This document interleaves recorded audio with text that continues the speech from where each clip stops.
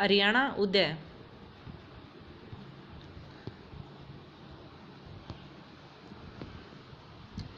सबसे पहले सन 1926 में अखिल भारतीय मुस्लिम लीग के दिल्ली अधिवेशन में स्वागत समिति के सदस्य पीरजादा मोहम्मद हुसैन ने हरियाणा क्षेत्र को पंजाब से काटकर दिल्ली में मिलाने की मांग उठाई थी। अतः किसी भी सही ढंग से ली गई प्रांतों के पुनर्निर्माण की योजना में यह उचित ही होगा कि यह क्षेत्र अंबाला डिवीजन पंजाब से काटा जाए। गांधी जी ने इस योजना को अपना आशीर्वाद दिया। हरियाणा एक पृथक राज्य। 15 अगस्त 1947 को जब भारत अंग्रेजी हुकूमत की करीब 200 सालों की दास्ता से आज़ाद हुआ, तब हरियाणा पंजाब प्रांत का भाग था। पंजाब के मुख्यमंत्री भीमसेन सच्चर के शासनकाल के दौरान 1949 ईस्वी में तत्कालीन पंजाब प्रांत के भाषा के प्रश्न पर विरोध उत्पन्न हो गया। हिंदी भाषी क्षेत्रों में पंजाबी पढ़ाने का विरोध हुआ। परिणाम स्वरूप इस समस्या के समाधान हेतु एक फार्मूला बनाया गया, जिसे सच्चर फार्मूला कहा जाता है। 1 अक्टूबर 1949 को इस फार्मूले को लागू किया गया।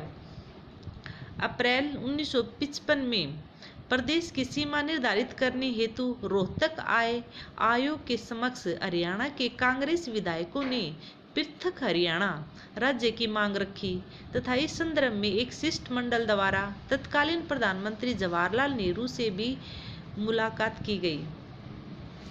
पंजाब में कैरो सिंह के शासनकाल 1956 से 1964 के दौरान ही पृथक हरियाणा राज्य की मांग उठने लगी। पंजाबी सूबे की मांग। अब तक पंजाबी सूबे की मांग नहीं खड़ी हुई थी, पर सन 1948 में अचानक मास्टर तारा सिंह ने अपने पत्र अजीत में पंजाबी सूबे से भी एक कदम आगे सिख राज्य की मांग की। कम्युनिस्ट पार्टी पेप्सू ने अकाली दल की मांग का मखौल उड़ाते हुए पंजाबी सूबे की बात उठाई, जो काफी लोगों को पसंद आई। संत फतेह सिंह का व्रत। सन 1965 में संत फतेह सिंह ने पंजाबी सूबे की खातिर पुण्य व्रत रखने का ऐलान कर दिया। इस बार उनका व्रत पहले से भिन्न था। अब यदि सरकार ने बात नहीं मानी तो 15 दिन बाद उनका जल मरने का प्रोग्राम था, लेकिन तभी भारत पाक युद्ध हो गया। अतः फतेह सिंह ने राष्ट्रीय संकट को देखते हुए अपना व्रत स्थगित कर दिया।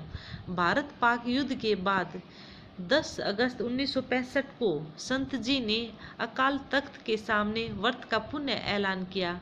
अब जल मरने की तिथि 25 दिन बाद यानी 10 सितंबर 1965 रखी गई। सच्चर फार्मूला। पंजाबी और हिंदी भाषाई प्रांतों में गठन की बात जब अनसुनी हुई तो लोगों ने एक अन्य समस्या खड़ी कर दी। पंजाबी भाषी लोगों ने कहा कि वे हिंदी नहीं पढ़ेंगे और न ही प्रयोग में लाएंगे। ऐसा ही हिंदी भाषी लोगों ने पंजाबी के विषय में कहा, चूंकि यह हल पंजाब के तत्कालीन मुख्यमंत्री भीमसेन सच्चर के द्वारा निकाला गया था। अतः यह सच्चर फार्मूला के नाम से जाना जाने लगा। सच्चर फार्मूला 1 अक्टूबर 1949 को लागू हुआ। इस फार्मूले के अनुसार पंजाब को 2 क्षेत्रों में बांट दिया गया। पंजाबी क्षेत्र, नंबर 2 हिंदी क्षेत्र। हिंदी क्षेत्र में रोहतक, गुड़गांव, करनाल, कांगड़ा, हिसार, घग्गर नदी के दक्षिण भाग के जिले और अंबाला की जगाधरी और नारायणगढ़ तहसीलें रखी गई और पंजाबी क्षेत्र में शेष बना सारा क्षेत्र। पंजाबी क्षेत्र में सरकारी भाषा पंजाबी गुरुमुखी लिपि में और हिंदी के माध्यम से होनी निश्चित हुई और गैर सरकारी स्कूलों में शिक्षा का माध्यम स्कूलों के संचालकों की मर्जी के अनुसार कोई भी भाषा हो सकती थी। हिंदी क्षेत्र के हर स्कूल में पंजाबी और पंजाबी क्षेत्र में हिंदी का द्वितीय भाषा के रूप में पढ़ाया जाना जरूरी था। पेप्सू सरकार ने भी अपने राज्य में ऐसा ही फार्मूला लागू कर दिया। सचर फार्मूला जनता को पसंद नहीं आया, विशेष रूप से हिंदी क्षेत्र में यह अत्यधिक बदनाम हुआ। हम पंजाबी को अनिवार्य रूप से क्यों पढ़े, ऐसा कहकर लोगों ने इसका विरोध किया। अतः सचर फार्मूला शुरू से ही असफल हुआ। Thanks for watching.